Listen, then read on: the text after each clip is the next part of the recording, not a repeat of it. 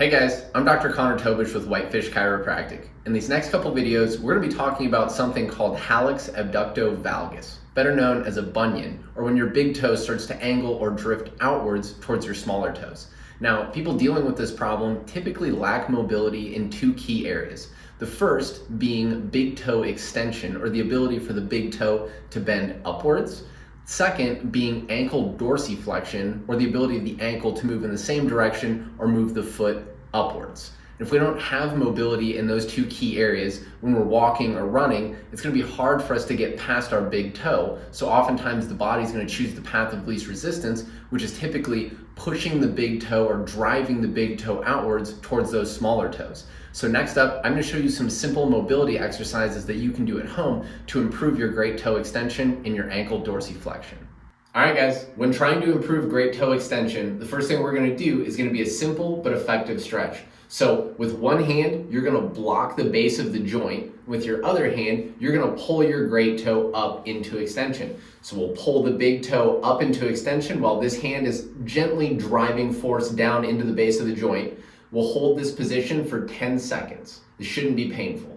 We'll come back to a neutral position, and now with the big toe, with mild to moderate force, we're gonna push down, but we're gonna block that with this hand. So big toe is trying to push down, being blocked. We'll hold that for 5 or 6 seconds. Then we'll just repeat this 4 more times. We'll do this exercise daily.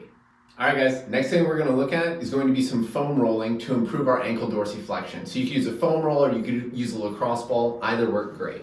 So we'll take this, we'll put it under the backside of the calf, then we're gonna try to find those tight tender spots. Once you find them, you can use your other leg to kind of compress down into them. We can rotate side to side and kind of work deeper down into those tissues. Another thing I like is adding that pressure, then pulling your toes up towards you to feel really big stretch. And give yourself a couple minutes on this foam rolling exercise. Next thing we're gonna look at to improve your ankle dorsiflexion is gonna be some long duration static stretching of the calf muscles. If you have a slant board or something like this to prop up the front of your foot, it makes this really easy. So we'll put our slant board down and then we'll get our forefeet propped up. Next up, we're gonna keep the knees nice and straight, and we're just gonna have you tip forward until you feel a big stretch in your calves. And we're gonna hold this for 60 seconds. We'll do 5 of these.